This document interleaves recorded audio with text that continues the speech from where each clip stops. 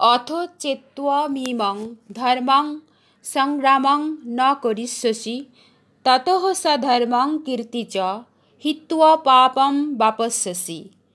এই 33 নম্বর শ্লোকের বাংলা: আর যদি তুমি এই ধর্মযুদ্ধ না করো তাহলে স্বধর্ম ও কীর্তি ত্যাগ করে পাপের ভাগী হবে।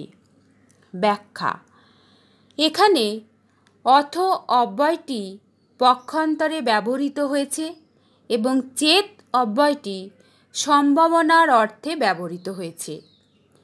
এর তাৎপর্য হলো যে তুমি যুদ্ধ না করেও থাকতে পারবে না, নিজ ক্ষাত্র স্বভাবের পরবশ হয়ে তুমি যুদ্ধ করবেই। কিন্তু যদি এরূপ মনেও করা যায় যে তুমি যুদ্ধ করবে না, তাহলে তোমার দ্বারা ক্ষাত্র ধর্ম পরিত্যক্ত হবে। ক্ষাত্র ধর্ম পরিত্যাগ করলে তোমার পাপ হবে এবং তোমার কীর্তিও নষ্ট হবে।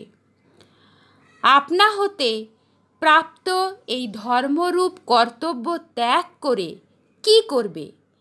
নিজ ধর্ম পরিত্যাগ করলে তোমাকে পরধর্ম স্বীকার করতে হবে, তাতে তোমার পাপ হবে। যুদ্ধ পরিত্যাগ করলে অন্য ব্যক্তিরা মনে করবে যে অর্জুনের মতো যোদ্ধাও মৃত্যু ভয়ে ভীত। এতে তোমার কীর্তি নষ্ট হবে।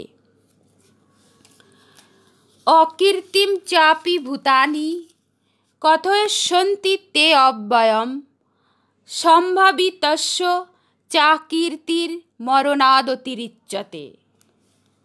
এই 34 নম্বর শ্লোকের বাংলা: সকল প্রাণী চিরকাল তোমার অকীর্তির কথা বলতে থাকবে। এই অকীর্তি সম্মানিত ব্যক্তির পক্ষে মৃত্যুর থেকেও দুঃখদায়ক হয়।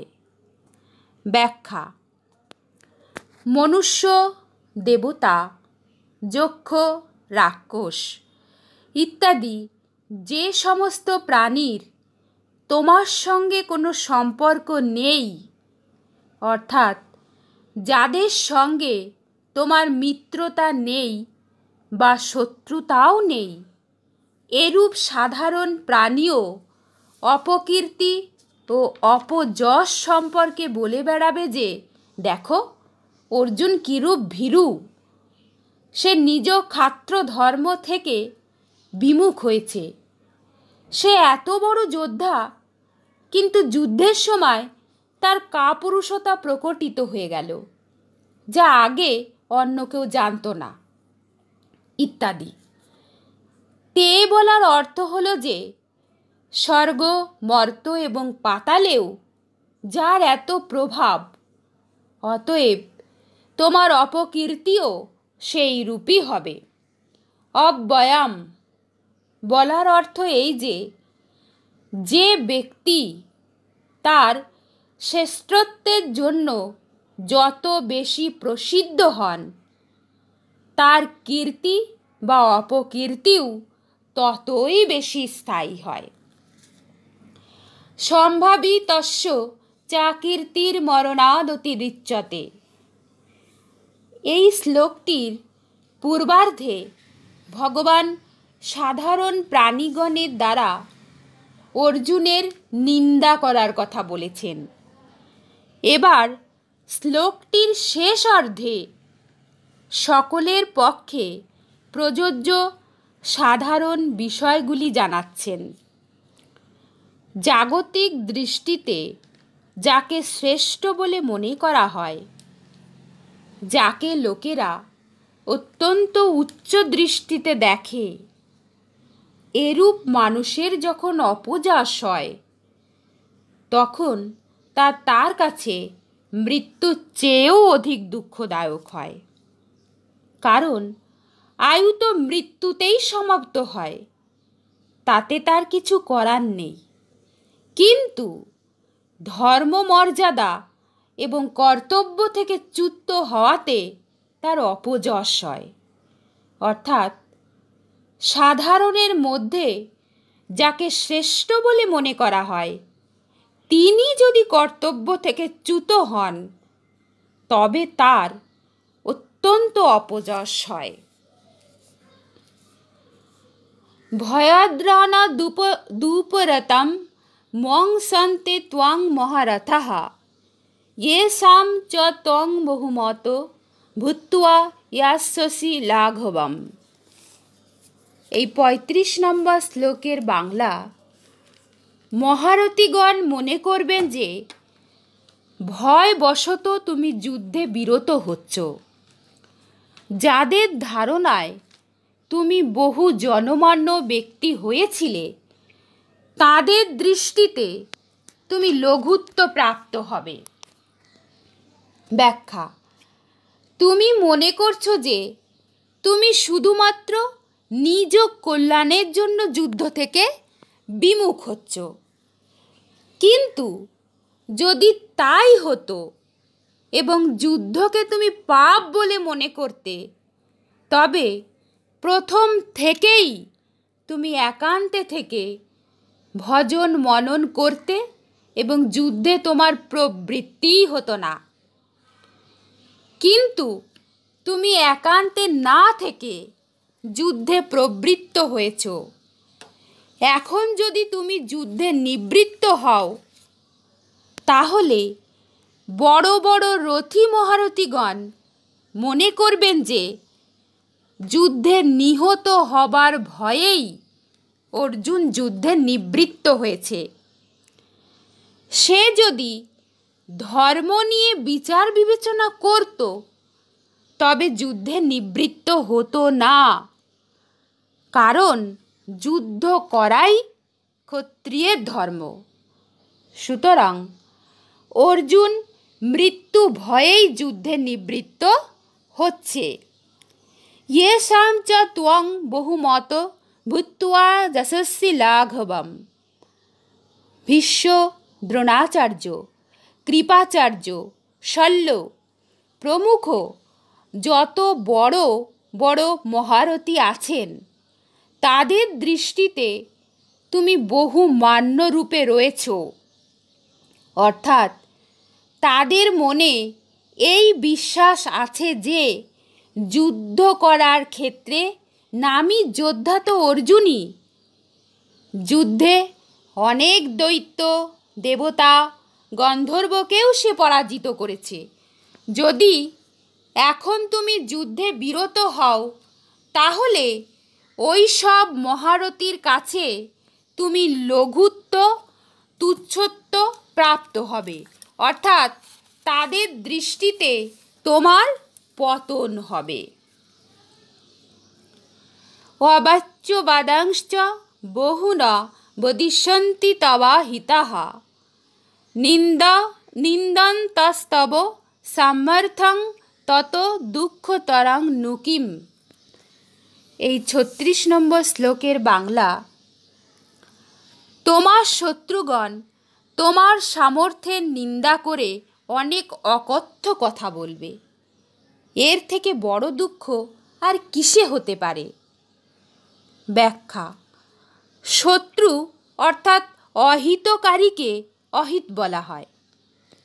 দুর্যোধন, দুঃশাসন, কর্ণ প্রমুখ তোমার যে সকল শত্রু আছে, তুমি তাদের প্রতি বৈরী ভাবাপন্ন না হলেও এরা নিজেরাই তোমার প্রতি বৈরী সম্পন্ন হয়ে তোমার অহিত করবে।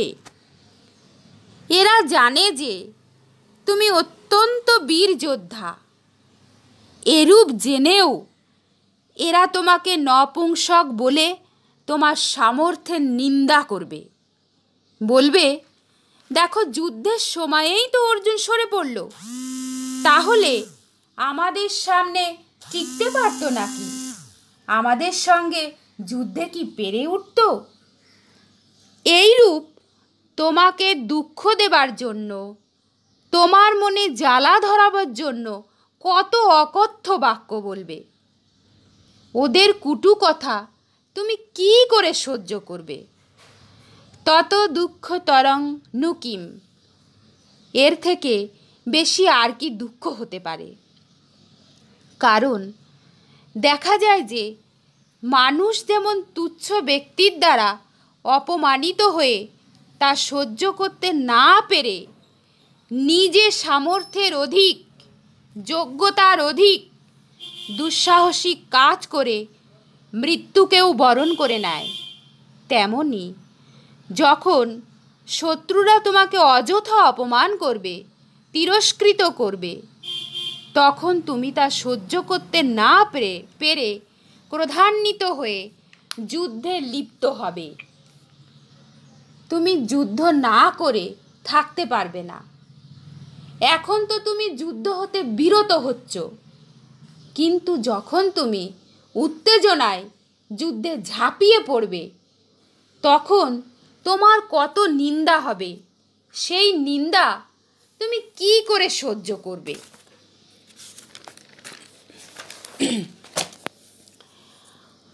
পরম শ্রদ্ধেয় স্বামী রামসুখদাসজি মহারাজের এই 33, 34, 35 ও 36 নম্বর শ্লোকের ব্যাখ্যা থেকে আমরা দেখতে পেলাম দুর্যোধন নিজ কৃতকর্মের দ্বারা কুরুক্ষেত্র যুদ্ধের যে আয়োজন করেছেন, শ্রীকৃষ্ণ ভগবান অর্জুনকে ক্ষত্রিয় ধর্মের কথা স্মরণ করিয়ে সেই যুদ্ধ থেকে নিবৃত্ত হতে সর্বতোভাবে নিষেধ করেছেন।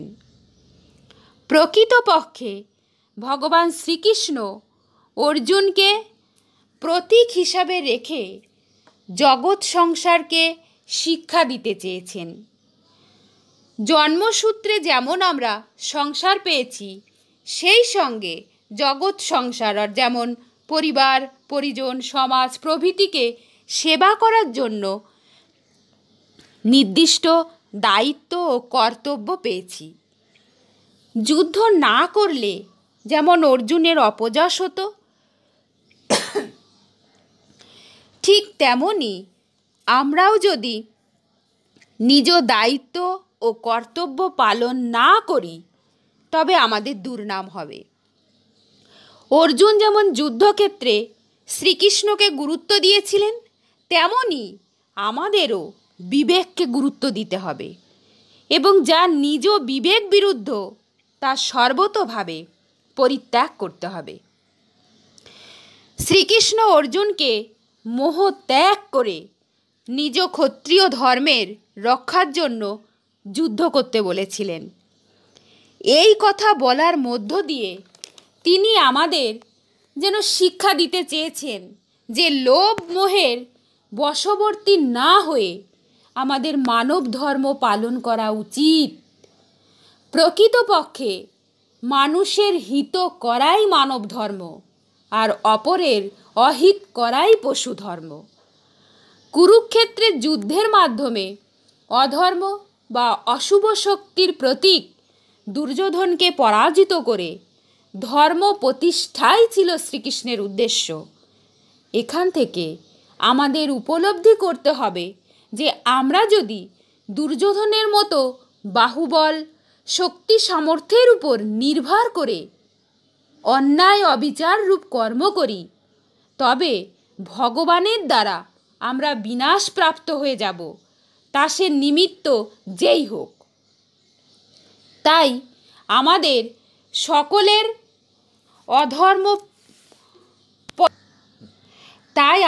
সকলের বিবেককে গুরুত্ব দিয়ে অসৎ পথ বা অধর্মপথ ত্যাগ করে প্রকৃত মানব ধর্ম পালন করা, অর্থাৎ নিজ শক্তি, সামর্থ্য, অর্থ অপরের অহিত কাজে ব্যবহার না করে মানুষের হিতের কাছে নিয়োজিত করা উচিত।